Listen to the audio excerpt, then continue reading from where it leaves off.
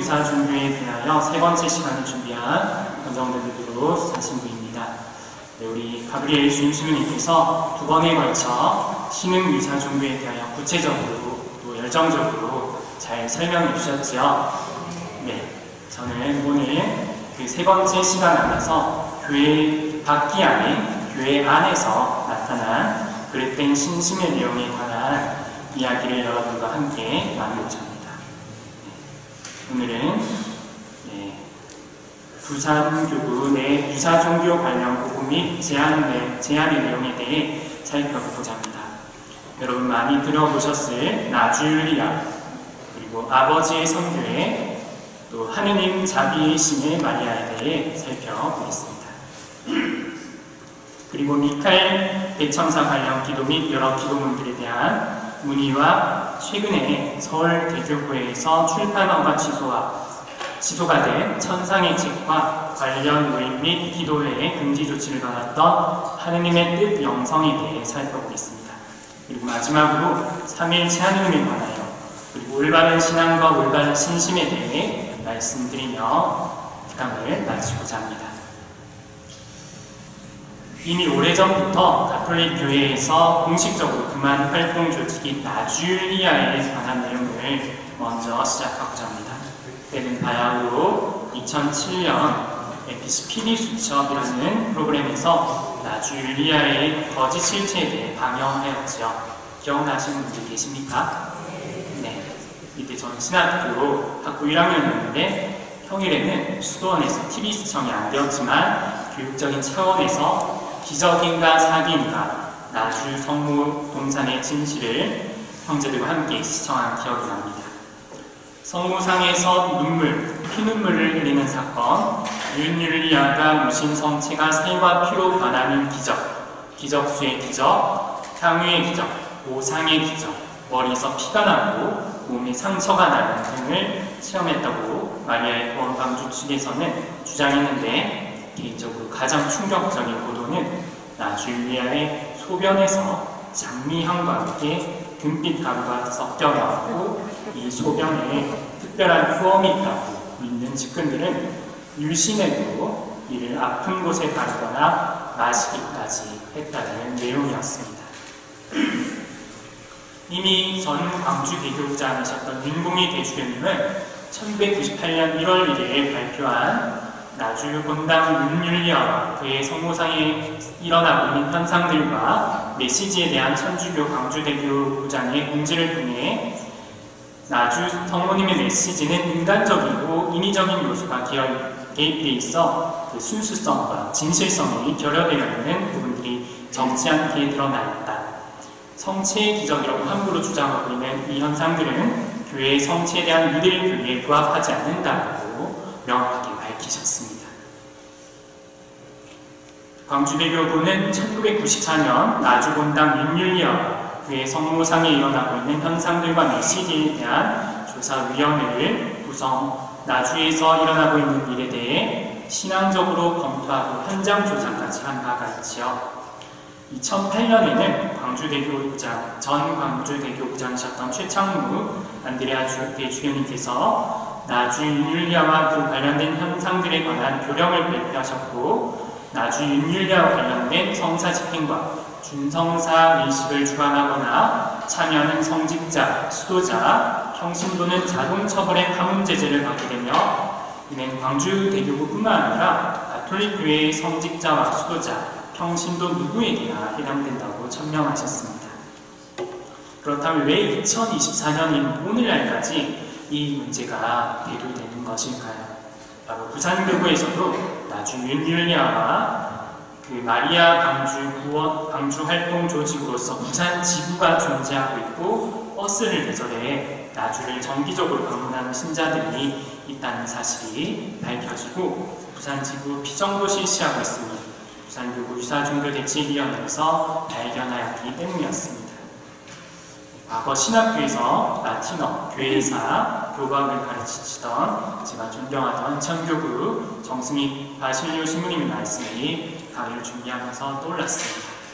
나주율리아가 처음에는 실제로 기적적인 현상을 경험했을지도 모른다는 가능성이 있을 수도 있다고 말합니다. 그러나 나주율리아가 저지른 가장 큰 잘못은 교회의 교도권, 곧 교회의 가르치는 권한에 순명하지 않고 성인 성녀들처럼 기적적인 현상을 숨기려 하는 것이 아니라 자신을 스스로 드러내려 했다는 사실입니다. 바로 겸손이 없다는 사실이지요.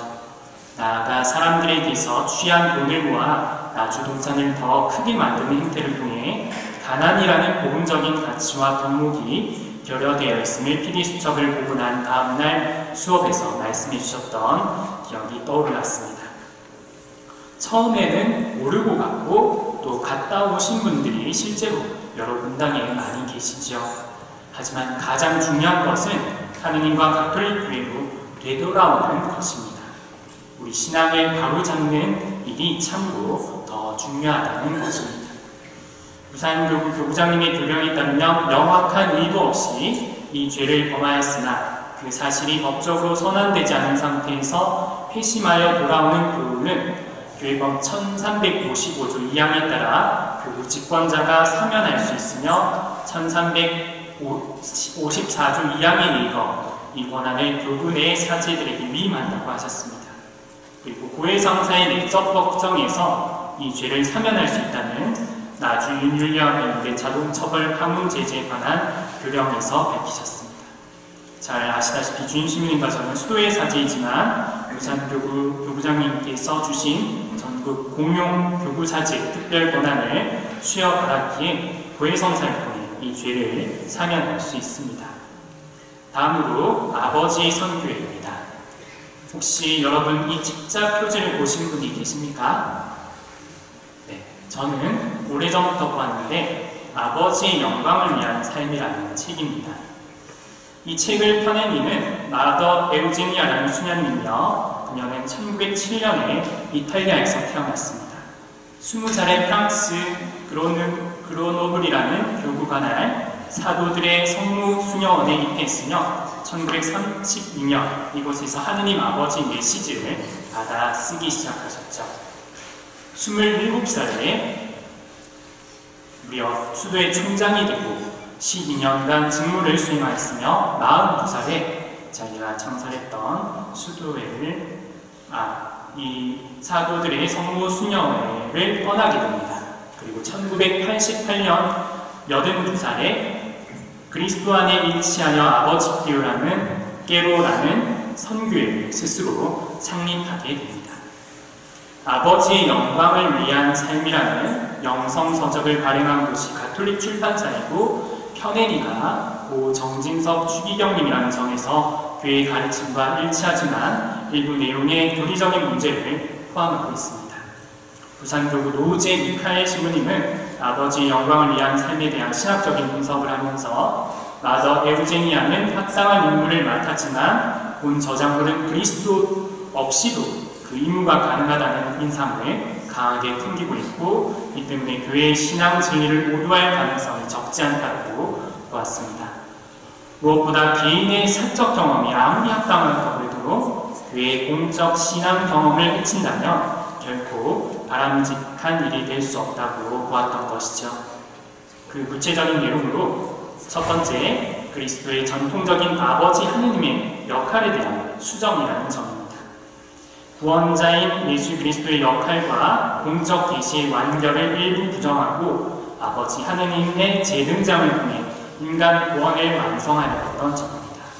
주님께서도 강의에서 말씀하셨지만 이미 공적 계시는 예수 그리스도를 통해서 단 한 번 이루어졌고 완성된 것이죠. 이것을 뒤집고 번복하려는 것입니다.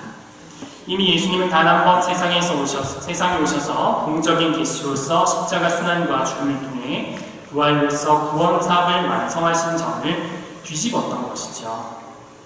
두 번째는 기복적인 행위를 권장하고 있습니다. 집집마다 이 상본을 눈에 잘 띄는 곳에 현시하라는 것과 상본 앞에 기도함으로써 가정의 필요와 사업과 슬픔과 고통과 소망을 그리고 즐거움을 나누자라는 메시지는 다소 기복적인 요소가 포함되어 있습니다. 또한 서적 내에 교구에서 응가가 필요한 다양한 기도문들이 수록되어 있다고 합니다. 그래서 부산교 유사종교 관련 보고 및 제안문에서는 신앙서적 검열위원회에서 이러한 연구에 하여 가톨릭 가르침과 부합하는지는 면밀히 검토하고 기존 출판된 서적을 보유하고 있는 신자들에게 교구 차원에서 적절한 지침을 내려준 것이 좋다고 보았습니다. 다음으로 MDM, 메리 디바인 멀시, 마리아 하느님 자비심이라는 것으로 일명 십자군 기도로 불리는 하느님 자비심의 마리아에 관한 내용입니다. 전국적으로 진리의 책이라는 이름의 서적이 배포되고 있고 이 책과 관련된 그림이나 글들 또한 십자군 기도문과 이 집단에서 주장하는 살아계신 하느님의 인호, 문서가 온라인상에 유포되고 있습니다. 이것은 온천성당에서 한 평신도가 제보하여 배우자가 십자군 기도에 참여하는 것으로 여겨진다고 선교 사무국에 문의한 바를 시작으로 알려지고 있습니다. 이 제보자의 배우자는 해당 책을 이용해 기도를 하고 있고 개인 집에 모임을 가진다고 제보되었습니다. 하느님 자비심의 마리아에 관련 내용은 다음과 같습니다. 2010년경부터 익명의 마리아라는 호칭에 시연자가 자신이 받았다고 주장하는 메시지를 전달하기 시작했고 이후 이 시연자는 아일랜드 사람의 마리아 카베리로 밝혀졌지요. 진리의 책이라는 책자를 전달하면서 현 세대의 죄악을 지탄하고 교회가 타락하여 악마들에게 휘둘리고 있으니 따르지 말라는 내용을 담고 있습니다. 또한 징벌과 종말에 대한 공포를 조장하며 성모님 메시지에 따른 기도를 바치고 교회에 저항하라고 주장합니다. 또 신앙은 교회의 가르침이 아니라 각 개인의 판단력과 선택으로 지켜내는 것이며 교회가 타락했으니 우리는 새로운 교회를 세우면 된다고 주장합니다. 이와 더불어 살아계신 하느님의 인호라는 일종의 증서를 제공하여 그것을 통해 종말에 앞선 재난에서 보호받을 수 있다고 주장하고 있으며 시연자가 받은 계시에 따라 십자군 기도를 바치라고 가르치고 있습니다. 현재도 진리의 책을 여러 언어로 번역하여 배포하고 있으며 유튜브나 블로그를 통해 자신들의 메시지를 전달하고 있고 인터넷을 통해 국주, 기저회패, 스카플라 등의 선물들을 판매하며 재원을 마련하고 후원금을 모금하기도 합니다. 정말 우리가 올바른 식별이 필요하다는 것을 절감하게 됩니다.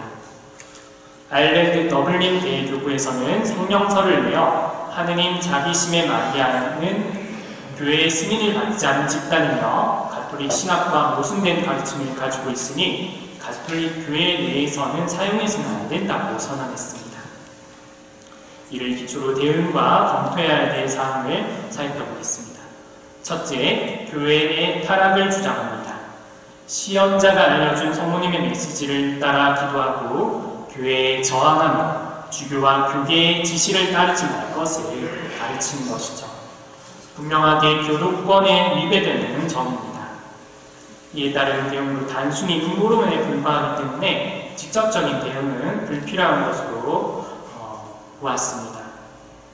두 번째, 신앙을 개인의 판단과 선택으로 국한합니다. 이에 따른 대응으로 신앙에 대한 기초적인 교육의 영역에 해당하며 유사 종교 전반적인 저항력 강화를 위한 신자 재교육의 과정을 통해 해소할 필요가 있다고 신앙교육위원회는 보았습니다. 세 번째, 유일한 메신저, 그릇된 종말론입니다. 이 문제점은 마리아 카벨이 자신만이 진실을 전하는 선택받은 메신저라는 주장을 하며 자신의 가르침을 공적 계시와 같은 급으로 제시한다는 것입니다. 또한 그 안에 그릇된 종말론을 담고 있지요. 공통적인 문제점, 유사 종교와 공통적인 문제점으로 계시와 종말론에 관한 기초적인 교리교육 영역에 해당한다는 것을 알 수 있습니다. 이 역시 유사 종교 전반적인 저항력 강화를 위한 신자 재교육의 과정을 통해서 해소할 필요가 있다고 보았습니다. 네 번째, 살아계신 하느님의 인호나 스카플라, 구원의 메달 등을 부적처럼 제공한다는 것입니다. 니노나 스카플라, 구원의 메달 등을 부적처럼 제공하여 부적들을 통해 하느님의 구원을 얻고 가족들의 보호를 보장받을 수 있다고 가르쳐 신자들을 현혹하는 것입니다. 기존의 신자들에게 널리 퍼진 스카플라나 기적의 메달 등과 비슷한 이미지를 지니고 있어 쉽게 퍼질 우려가 있으며 신자들에게 무속과 같은 기복신앙을 퍼뜨릴 위험이 다분합니다. 이러한 선물들 다시 한번 보여드리면서 이러한 선물을 보신 분들은 본당 신부님과 수녀님에게 알려주시고 즉시 처분할 수 있으면 좋겠습니다. 2002년 초 천주교 주교회에서 거론된 변형된 선물들, 악마 묵주와 가짜 기적의 메달에 대해 들어보신 적 있으십니까? 네, 실제로 보신 분 계시나요? 네, 저도 실제로 보았고 심지어 우리 대연성에 왔을 때도 뒤편에서 발견했습니다. 과거에 또한 제가 지녔던 기적의 메달 가운데 일부가 가짜 기적의 메달이었음을 또 직접 하고 처분하였습니다.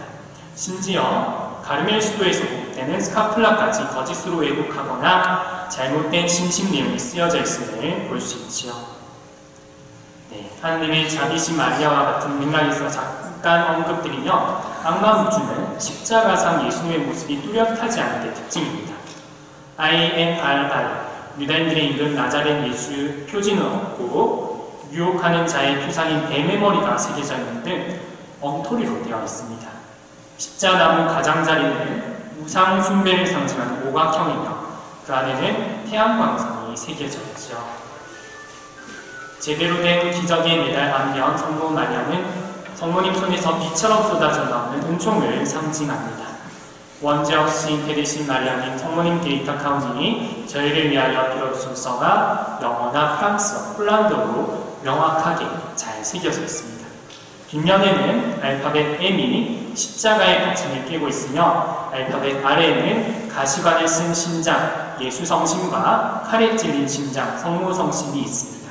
자세히 들여다보면 그 심장에 제대로 칼이 꽂혀 있는 것이 진품이라는 것입니다. 십자가와 성심둘레 12개의 오각형 별이 좌우대칭으로 또한 놓여있지요.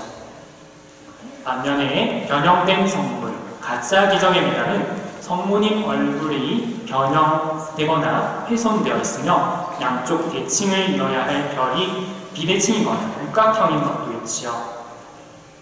그리고 기도문이 일부 삭제되거나 보이지 않습니다.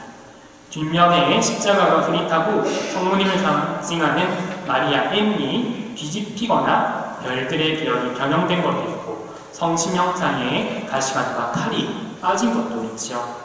또한 발현 연도가 1830년이 아니라 1850년 5기로 표기된 것도 있습니다.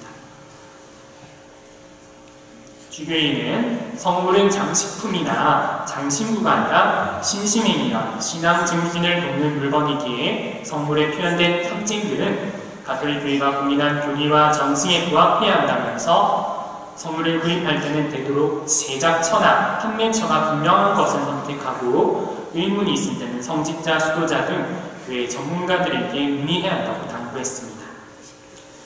과거 신학교에서 제게 전례학을 가르치시던 주교회 전례위원회 종무 인천교구 김기태 사도양 신부님은 교회 내 성물 판매소와 본당 성물방 또한 성물 유통 과정이나 변형된 성물은 없는지 재차 점검해 신자들의 심신생활을 돕는 계기가 되기를 바란다고 하셨습니다. 주로 이러한 변형된 성물은 외국에서 들어오는 것이죠. 그리고 그동안 그릇된 성물로 기도를 바쳤다고 해서 그 기도의 효력이 없었던 것이 아니며 잘못된 성물을 발견했다면 축성받은 것이라도 본래의 기도의 도구로서 거룩한 가치를 상실한 것이기에 그냥 폐기하면 된다고 말씀하셨습니다. 다음은 미카엘 대천사와 관련된 기도 및 여러 기도문에 대한 의미에 대한 내용을 알려드리고자 합니다. 마귀를 쫓는 구마의 예식서가 우리 가톨릭에도 있지요. 그 예식서, 구마의 예식서 안에 성 미카엘 대천사에게 드린 기도가 논란이 되고 있음을 알려드립니다. 글씨가 작아서 뒤에 분들 잘 안 보실 수도 있습니다. 별로 중요한 것이 아니기 때문에 제가 이렇게 잠깐만 언급드리고 넘어가고자 합니다. 구마의 식서에 성 미카엘 대천사에게 바친 기도. 영광스러운 천상군대의 사령관 성 미카엘 대천사, 어두운 세상의 통치자를 거슬러 악의 권세와 세력을 거슬러 하늘의 악령을 맞서 싸우는 저희를 지켜주소서 하면서 계속해서 이어집니다. 이 기도문 여러분 별 이상 없는 듯 보이시죠? 문제가 있을까요? 앞에서 잘 보이는 분들. 하지만 이 기도문은 권한이 없으니까 예식서 밖에서 개인적으로 사용하는 것이 금지된 기도문입니다. 반면에 구마 예식서에 성 미카엘 대천사에게 드리는 간구 기도문입니다. 성 미카엘 대천사님, 싸움에서 저희를 지켜주소서. 사탄의 악과 관계에서 저희를 보호해 주소서. 간절히 청하오니 하나님께서 명령하신 대로 사탄을 쫓아버리소서. 천상군대의 영도자 미카엘 대천사님, 영혼들을 멸망시키려고 세상을 떠돌아다니는 사탄과 모든 악령을 하느님의 힘으로 지옥으로 쫓아버리소서. 아멘.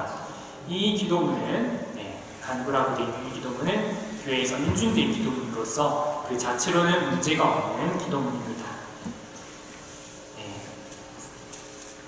하지만 첫 번째 내용에 해당하는 기도문은 교회에서 공식적으로 권한을 수여받은 구마 사제 외에 비권한 자가 예식서 밖에서 사용하는 것이 금지되어 있지요.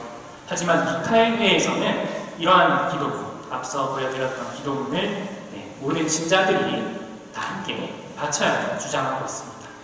이러한 미카엘 회의 주장과 홍보로 인해서 인터넷상에서 옛 구마 기도문의 전문이나 혹은 금지된 성 미카엘 대천사에게 바친 기도가 옛 번역의 형태로 포함되어 유포되고 있습니다.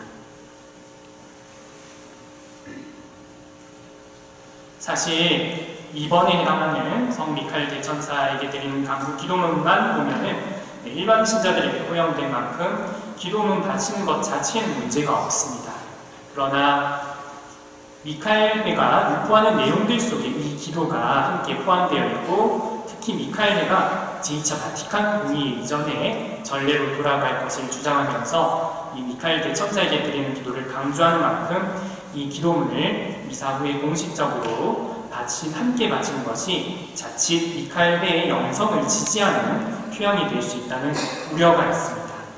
실제로 2011년에 미국 일리노이주 스프링필드 교구의 파프로키 주교님이 미사 후에 성 미카엘 대천사에게 드리는 기도를 바치도록 지시하자 미카엘 회에서는 이를 근거로 자신들의 주장을 뒷받침하기 위한 근거이자 홍보 도구로 삼았습니다.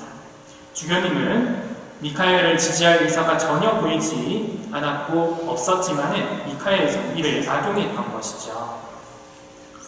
이러한 사이트 한번 보신 적 있으십니까? 제이슨 가톨릭이라는 사이트입니다. 유튜브에도 있고 안내하고 설명하는 기도문들이 가톨릭 기도문이라고 유포되고 있는데, 이 기도문들이 주교회나 교회에서 인준받은 기도문지를 확인해 줄 필요가 있는 것으로 보인다고 신앙위원회는 이야기했습니다. 다음은 최근에 서울대교구에서 출판허가 취소를 받은 천상의 책과 모임 및 기도회 금지 조치를 받은 하느님의 뜻 영성에 대해 설명드리고자 합니다. 이 내용을 준비하면서 서울대교구 최정훈 바오신부님과 통화를 하면서 질문과 담화를 나눴습니다. 그 바오 신부님은 과거 함께 공부한 신부님으로서 현재 서울가톨릭대학교 신학교정에서 영성신학을 가르치고 계십니다. 신부님과 내용에 따르면 한마디로 루이사 피카레사의 천상의 책과 하느님의 뜻 영성에 오르는 인간이 루이사 피카레타를 하느님의 자리에 놓고 나아가 성모님을 신격화하면서 자신을 마치 성모님과 동등하거나 자신을 성모님보다 더 높은 자리에 위치시키려는 그릇된 가르침이 있다는 것을 알 수 있었습니다. 이에 관해 자세히 살펴보자 합니다. 한국천주교 주교회는 신앙교리위원회는 하느님의 종으로서 선포되고 시복심사 중인 루이사 피카레타의 천상의 책, 한국어본으로 1권에서 20권까지 있습니다.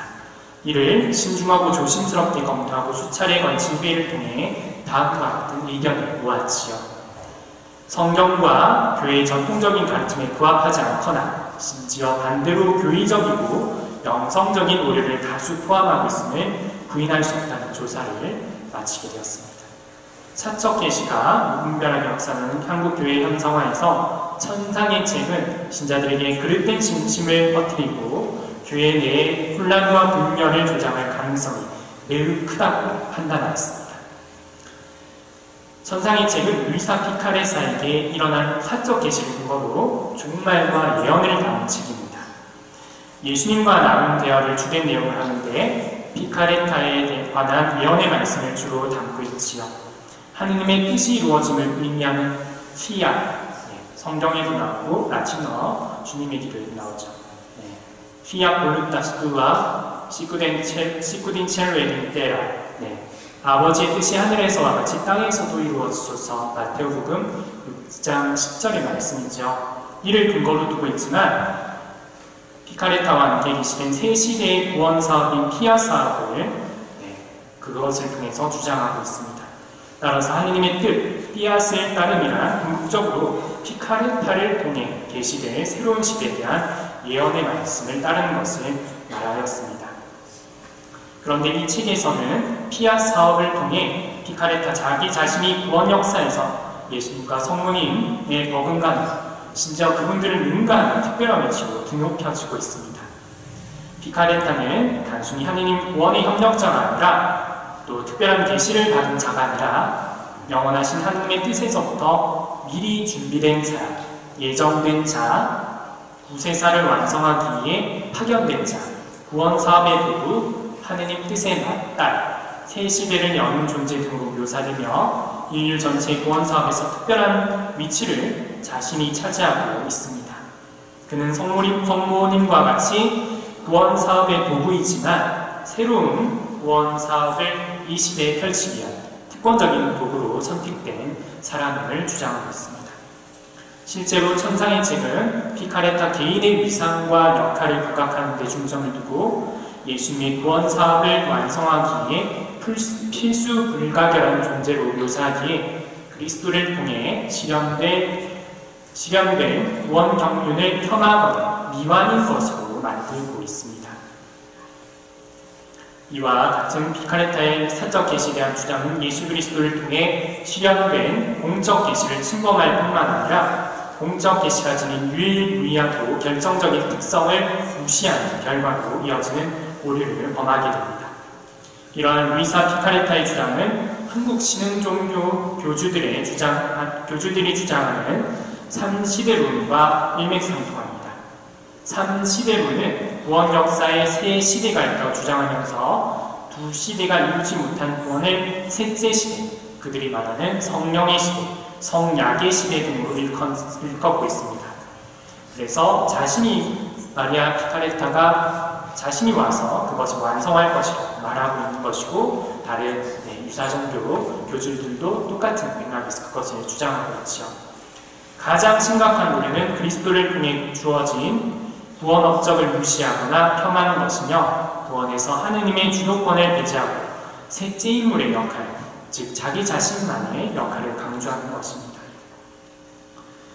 또한 성령 안에서 그리스도의 일을 지속하는 교회의 역할을 축소하거나 무가치한 것으로 남도록 할 위험이 큽니다.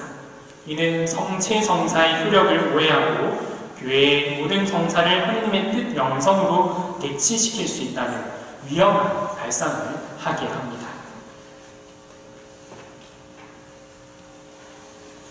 피카레타를 추종하는 이들에게 피앗이 성사와 모든 교회 활동을 대체하여 하느님의 뜻을 따르면 사제도 필요 없고 교회도 필요 없으며 피카레타 사적 계시 외에는 교회의 가르침은 설 자리가 없게 됩니다.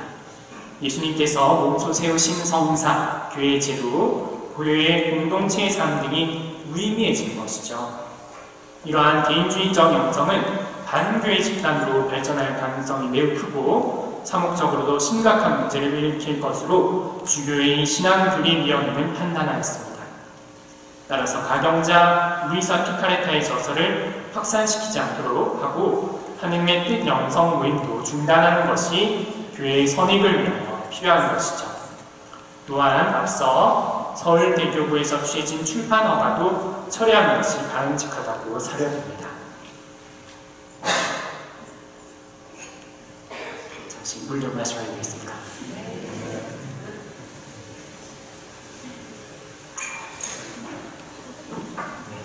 그래서 최근 서울대교부장님이신 정순택 베드로 대주교님이 출판 허가를 취소한 천상의 책과 관련된 우선 목록은 다음과 같습니다.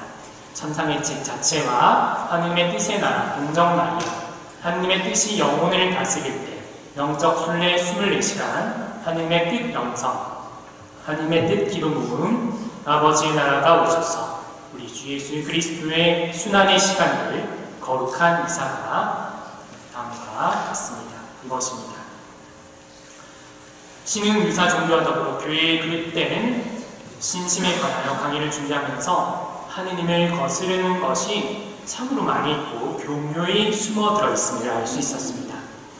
그래서 무엇보다 우리의 참된 신앙과 참된 신심을 올바르게 고취시켜 나가는 것이 필요하다는 생각이 들었습니다. 무엇보다 우리 가톨릭 교회가 추구하는 기본적인 것들에 대해 알고 그대로 잘 따를 수 있어야 함을 느끼게 되었습니다. 그래서 잘 알고 계시지만 우리 가톨릭 교회의 특징에 대해 한번 살펴보고자 합니다. 우리 가톨릭 교회는 어떤 교회라고 이야기하죠? 하나이고 거룩하고 보편되며 사도로부터 이어오는 교회다.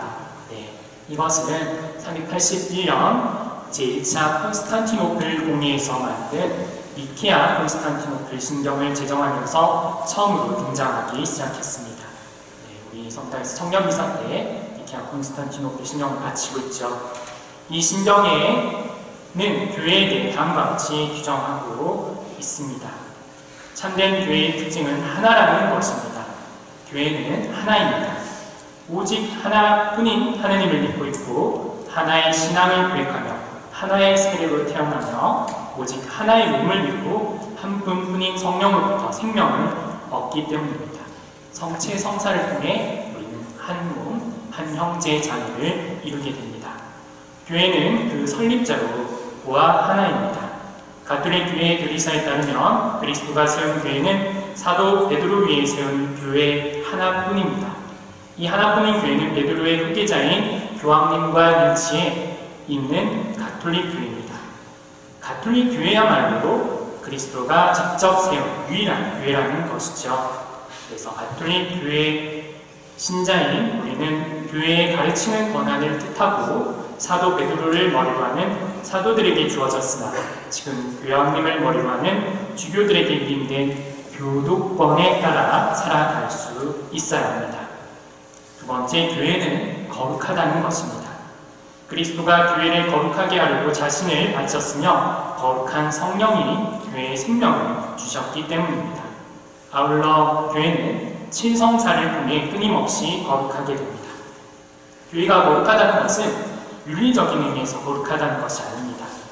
교회의 거룩함은 예수 그리스도가 교회를 당신의 신부로 삼아 사랑하였고 교회를 거룩하기 위하여 당신 자신을 바쳤으며 교회를 자신의 몸으로 삼았다는 믿음에 근거한 것이죠. 그래서 사도 바울도 문제가 많았던 코린토 교회의 신자들은 성도들, 곧 거룩한 사람들이라고 불렀습니다. 따라서 자기 품에 죄인들을 안고 있어 거룩하면서도 언제나 정화되어야 하는 교회는 끊임없이 참회와 쇄신을 추구합니다. 세 번째로 참된 교회의 특징은 가톨릭. 가톨릭이라는 말 뜻은 보편되다, 공번되다이지요. 가톨릭이라는 말은 전체 혹은 완전성의 의미를 지닌 보편적이라는 뜻을 지니고 있습니다. 교회는 신앙 전체를 선포하며 구원에 필요한 모든 방법을 충만히 수행합니다. 그리스도가 교회에 현존하고 있으므로 진리를 온전히 지니고 있고 이를 모든 시대, 모든 사람에게 전하기 때문이죠. 네, 여러분 외국에 나가신 분들 또 혹은 우리나라에 온 외국인을 보더라도 마찬가지죠. 우리 하나의 교회, 또 거룩한 교회 안에서 하나의 제물을 합니다. 그래서 어느 나라 어디에 가도 가톨릭 교회 안에 갔을 때 똑같은 성경, 똑같은 신앙 고백, 똑같은 전례를 과잉하게 됨을 바라보게 되지요. 그래서 서로 다른 시대, 서로 다른 곳에서 서로 다른 환경 속에 사는 신자들이 같은 신앙 안에 일치를 이루게 됩니다. 네 번째로 사도로부터 이루는 교회입니다. 가톨릭 교회는 스스로 사도로부터 내려주는 교회라고 할 수 있습니다. 12사도 위에 베드로 사도를 중심으로 교회가 세워졌지요. 12사도는 자신이 죽기 전에 각자 자신이 담당하던 교회를 위하여 봉사할 후계자들을 선정했는데 그 사도들의 후계자가 바로 주교님입니다. 그리고 사도들로부터 이어져오는 교회는 12사도가 가르친 것 같은 똑같은 복음과 교리를 가르칩니다. 가톨릭 교회 안에는 사도들의 율구하고 훌륭한 가르침과 고귀한 유산이 있습니다. 따라서 그리스도는 사도들의 후계자인 교황님과 주교단 안에 현존하는 베드로와 다른 사도들을 통해 교회를 다스린다고 할 수 있습니다. 이러한 참된 가톨릭 교회 안에서 우리는 4대 교리를 믿습니다. 한번 같이 읽어볼까요? 그냥 단어만 읽어보시겠습니다. 천주존재, 삼위일체, 항생소, 삼성과 이 네 가지 교리를 믿는 조건으로 특별히 죽을 위험에 처했을 때 긴급하고 또 천재지변이나 특별한 상황에 놓인 사람에게 누구나 세례를 주일 수 있고 누구나 세례를 받을 수 있는 가능성을 교회는 열어두고 있지요. 그만큼 세례받는 것이 참으로 중요하다는 것이겠습니다. 천주교 4대 교리 그 가운데서도 삼위일체 하느님에 관한 영상을 잠시 보며 강의를 이어가고자 합니다.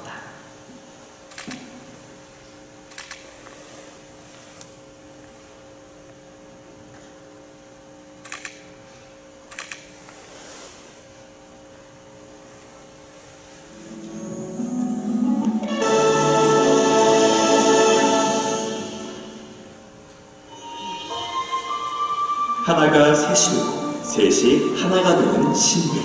가톨릭 교회 안에서 가장 중요하면서도 가장 이해하기 어렵다는 신비. 이 신비에 대해서 혹시 들어보셨나요?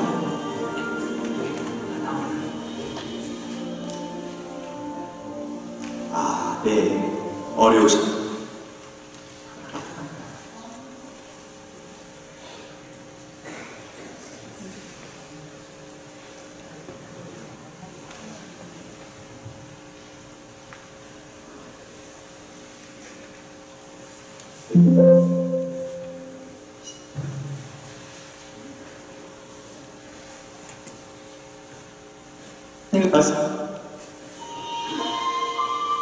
하나가 셋이고 셋이 하나가 되는 신비. 가톨릭 교회 안에서 가장 중요하면서도 가장 이해하기 어렵다는 신비. 이 신비에 대해서 혹시 들어보셨나요?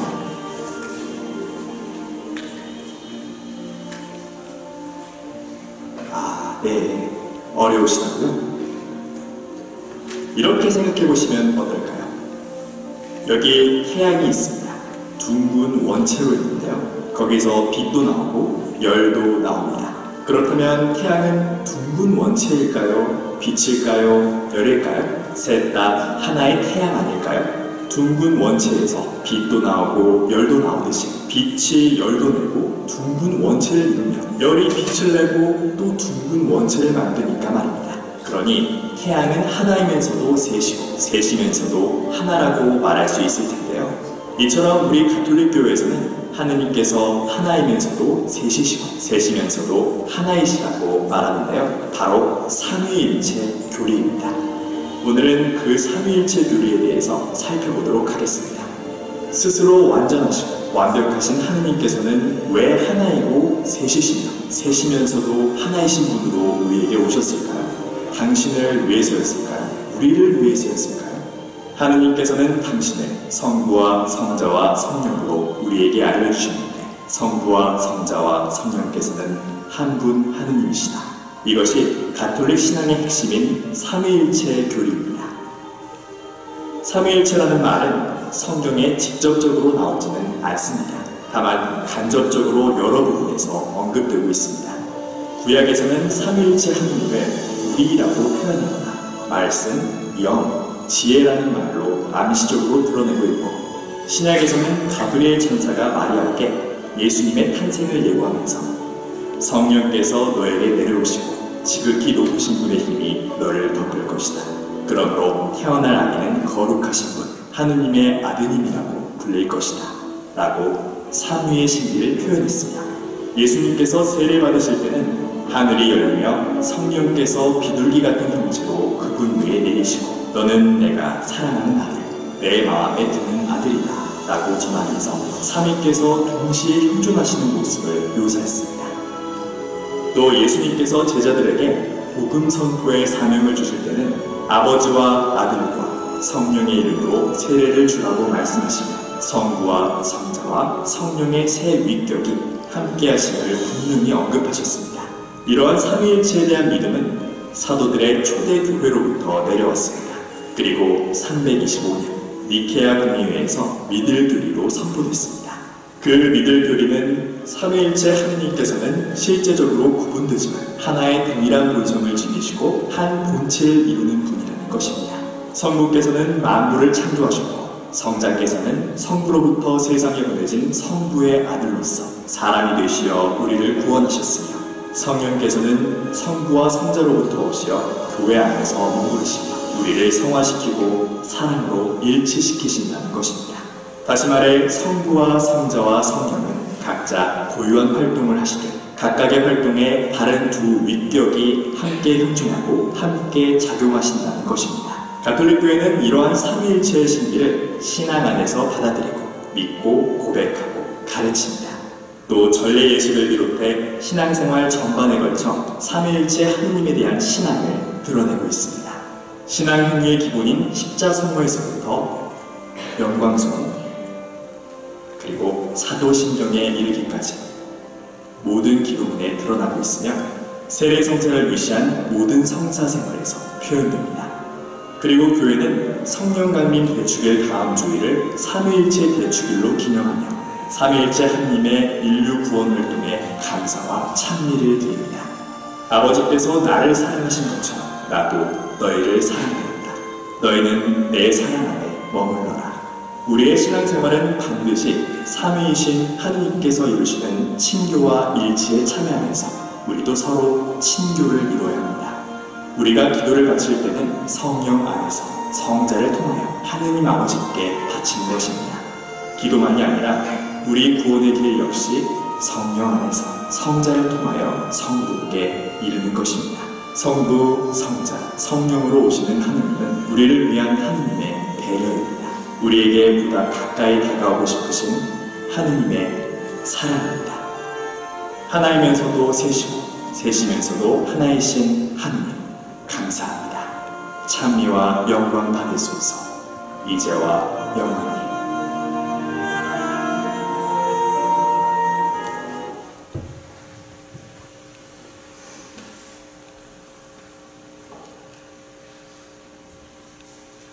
영상 잘 보셨죠? 네. 삼위일체 하느님에 대한 유명한 일화 여러분들도 잘 알고 계시리라 생각이 듭니다. 위대한 성인이자 교부인 성 아우구스티누 성인의 유명한 일화가 있지요. 성인이 삼위일체 신비를 묵상하며 해변을 거닐고 있을 때 한 어린아이가 모래사장에 작은 구덩이를 파고 그곳에 조개로 바닷물을 퍼담는 광경을 목격했다고 합니다. 그 연유를 물으니 거기에 바닷물을 모두 담기 위해서라고 아이가 답합니다. 그게 얼마나 어리석은 일인 줄 아냐고 성인이 물으니 아이는 삼위일체 하느님의 신비를 머리로만 이해하려는 것이 얼마나 더 어리석은 일이냐고 반문하며 천사로 변해 떠나갔다고 합니다. 삼위일체 교리, 곧 하느님은 성부, 성자, 성령의 세 위격으로 계시는 한 분이신 하느님이라는 고백은 하느님은 사랑이시며 우리 인간을 너무나 사랑하셔서 몸소 인간이 되어 오시어 사랑으로 당신 자신을 온전히 내어주시는 분이시라는 사랑의 하느님께 대한 고백입니다. 삼위일체가 머리로 이해하기 불가능한 신비라고 말할 수 있지만 저 하늘 먼 곳에 감추어진 비밀스러운 이야기가 아니라 인간에게 당신을 드러내신 하느님의 신비이며 동시에 인간의 신비라는 사실을 믿음으로써 또 신앙의 삶으로 고백하며 우리 신앙을 잘 지켜나갈 수 있을 때 삼위일체이신 하느님을 그리고 그분의 사랑을 더 깊이 있게 느끼고 이해할 수 있을 것입니다. 이 삼위일체의 신비는 다름 아닌 우리 대형성당 공동체 안에서 우리가 서로 사랑을 나눌 때 그것을 더욱더 잘 이해하고 느끼게 될 수 있으리라 믿습니다. 나아가 우리가 올바른 성모 신심을 지니고 성모님을 공경할 수 있으면 좋겠습니다. 성모님 공경은 가톨릭 교회의 귀중한 전통이자 자산이지요. 성모님은 하느님께서 선택하신 충만한 은총의 여인, 신앙의 여인, 구세주의 어머니, 탁월한 전부자, 하느님의 힘숨을 북돋으시며 모든 그리스도의 모범으로서 우리의 어머니이십니다. 우리나라에서 최초로 마리아론에서 마리아론 박사를 받은 최경선 소피아님은 오늘날 우리가 얼마나 순수한 마음에서 성모 신심을 가지고 있는지 살펴볼 필요가 있다고 지적했습니다. 병 치유나 기적적인 현상에만 집착하여 성모 발현과 메시지만을 신앙생활의 전부로 착각하는 경우가 있었기에 나주율리아 같은 그릇된 신심의 현상이 나타나지 않았는가 생각해봅니다. 사순시기 특강을 통하여 우리는 신흥 미사 종교와 교회 내에서 나타난 그릇된 신심에 대해 살펴보았습니다.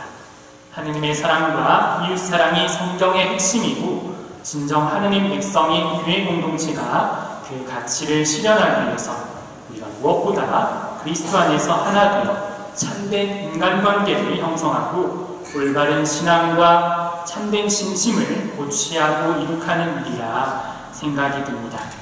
나아가 자본주의와 물질 만능주의를 넘어서 극개인주의화와 인공지능 시대에 돌입하고 있는 이 현대사회 안에서 가톨릭 교회 안에서 발휘될 수 있는 무궁무진한 영성의 부하와 영적인 가치에 젊은이부터 어르신들까지 모두 매력을 느끼고 매료될 수 있는 방법은 바로 성경을 자주 읽고 그 성경 말씀대로 복음대로 살아가는 것이라 여겨집니다.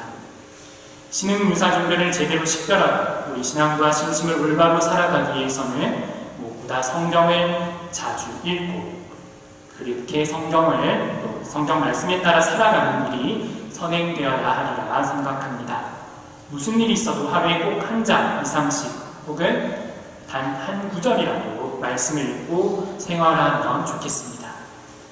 신약 성경부터 접근해서 구약 성경으로 넘어가면 좋겠습니다. 또 내 복음서에 담긴 말씀의 소중함을 기억하고 복음적인 삶을 살아갑시다. 성경 필사까지 한다면 금상첨화이겠죠. 구약 성경의 가치를 결코 소홀히 하지 않고 그 역사적인 배경과 신학적인 의미를 탐구하면서 성경 공부를 공부할 때 우리 역시 뿌리 깊은 신앙의 가치와 영적인 목마름, 그 메마름을 충족시키리라 확신합니다. 지금 이 시간에도 잘못된 종교에 빠져있는 이들과 그 가정을 위해 이 시간 또 계속해서 다 함께 한마음으로 정성껏 기도하면 좋겠습니다. 그러기 위해서 우리 자신이 먼저 이 사순시기 다시금 회개하고 성화되어 그리스도와 일치를 할 수 있는 성모님과 천사들, 성인 성녀들과 함께 영적 친교를 나누고 교회 공동체 모든 구성원과들로 화해와 사랑의 친교를 나누며 교도권 안에서 올바른 가톨릭 신앙과 참된 신심을 고취할 수 있어야겠습니다.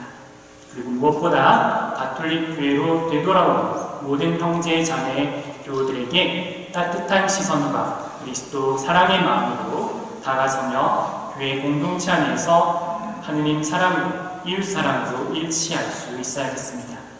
우리 대형성당 공동체 나아가 교황님을 비롯한 전세계 모든 가톨릭 교회 공동체 구성원이 삼위일체 하느님의 사랑 안에서 성모님의 전부로 구원과 생명이 되도록 한구히 다 함께 나아갈 수 있기를 바랍니다. 지금까지 강의를 들어주신 모든 분께 감사드립니다.